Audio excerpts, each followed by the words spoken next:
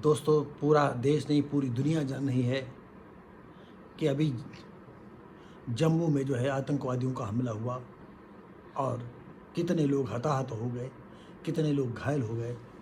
हमने इसकी वीडियो भी बनाई और एक दो दंपति जो है बेचारे बच गए। और हमारे देश की फ़ौजें, हमारे देश के गृह मंत्री, प्राइम मिनिस्टर, सारा देश सरकार के साथ खड़ा हुआ है और पूरी ताकत से जो है हर तरह से अभियान चलाया जा रहा है आतंकवादियों को पकड़ने के लिए और उनको 72 हूरों के पास भेजने के लिए। तो दोस्तों साथियों, आइए हम इसी विषय में थोड़ा सा डिस्कस करते हैं। नई दिल्ली, जम्मू कश्मीर में हाल में हुए आतंकी घटनाओं के बीच केंद्रीय गृह मंत्री अमित शाह ने सुरक्षा एजेंसियों को आतंकवाद को सख्ती से कुचलने का निर्देश दिया है। साथ ही आतंकियों के मददगारों के खिलाफ कड़ाई बरतने को भी कहा गया है। शाह ने कहा, जम्मू कश्मीर में आतंकवाद अंतिम सांसें गिन रहा है। बिल्कुल सही बात है, लेकिन एक देहाती मसाला है, थोड़ा अच्छा नहीं लगेगा। कहते हैं बुकरा मर गया गाड़ी में। ये हमारे गांव में बहुत ज़्यादा कहावत प्रचलित है। वही कहावत ये है। उसके खिलाफ लड़ाई अब निर्णायक दौर में पहुंच गई है। उन्होंने जम्मू में क्षेत्र विशेष और आतंकवाद के खिलाफ जीरो टॉलरेंस की नीति को लागू करने का निर्देश दिया। कश्मीर घाटी की तरह आतंक के खिलाफ लड़ाई में सफलता मिल सके, प्रधानमंत्री नरेंद्र मोदी के दौरे से पहले गृह मंत्री अमित शाह ने रविवार को जम्मू कश्मीर में सुरक्षा बलों पर उच्च स्तरीय बैठक की अध्यक्षता करते हुए निर्देश दिए थे। नॉर्थ ब्लॉक में सुबह 11 बजे शुरू हुई बैठक करीब 5 घंटे चली।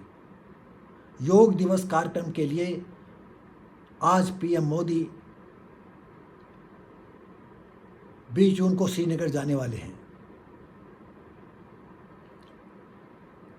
बैठक में 19 जून से शुरू हो रही अमरनाथ यात्रा की तैयारी को भी समीक्षा की गई। तो दोस्तों साथियों, अब सबसे बड़ी बात जो है, इस देश में जो भीतरघात कर रहे हैं, जो इस देश के साथ रहते, इस धरती का खाते, इस धरती का पीते हैं, इस धरती से अमन चैन में रह रहे हैं, समस्या तो ये है कि उनके लिए जो है हमारी सरकार ने अब आंखें चेती है। सबसे पहले आतंकवादी जितना अपराधी, उससे बड़े अपराधी ये हैं और उसके घर को जो है नेस्तनाबूद कर देना चाहिए। और अगर उसके लड़के बच्चे हों तो उसी में दफन हो जाए। यह घोषणा जो है हमारे गृह मंत्री को करनी पड़ेगी, पीएम को करनी पड़ेगी, सुरक्षा मंत्री को करनी पड़ेगी।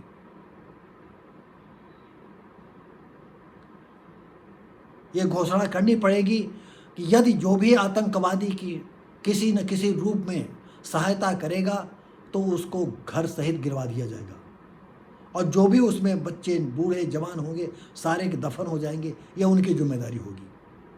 सख्ती करोगे तभी ये औकात में आएंगे, क्योंकि ये सब 72 हूरों वाले हैं। इनको डर नहीं है, इनको तो तुरंत 72 हूरें मिलेंगी ना, तो इनको 72 हूरों के पास तुरंत पहुंचाना चाहिए, तुरंत ही।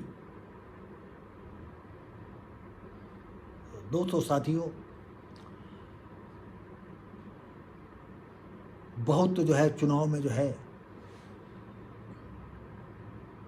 विपक्षी लोगों ने जो है ताकत झोंकी थी, लेकिन देश को अभी 2-4 पंचवर्षीय योजना जो है बीजेपी को चाहिए। मैं जानता हूं कि बीजेपी में दलित समाज का, आदिवासी समाज का, बैकवर्ड समाज का जो है राहत सांस नहीं ले रहा है।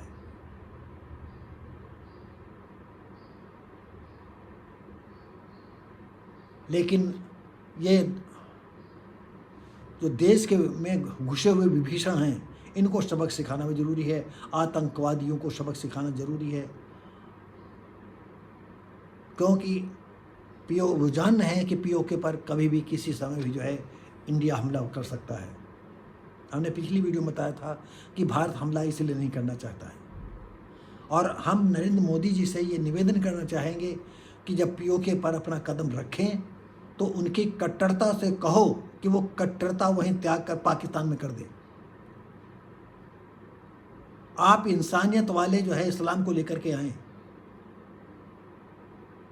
और जिसको कट्टरता चाहिए, जिसको शरीयत चाहिए, जिसको 3 तलाक चाहिए, जिसको 72 हुरे चाहिए, वो वहाँ पाकिस्तान अभी चला जाए। ये घोषणा करनी ही पड़ेगी। तो दोस्तों साथियों, मोदी भी सख्त, शाह भी सख्त,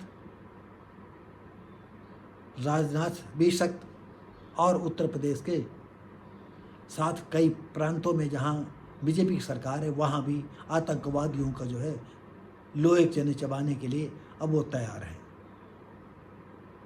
अब लोहे के चने अगर खाने की क्षमता हो तो खाएं, नहीं तो दांत तोड़वाएं।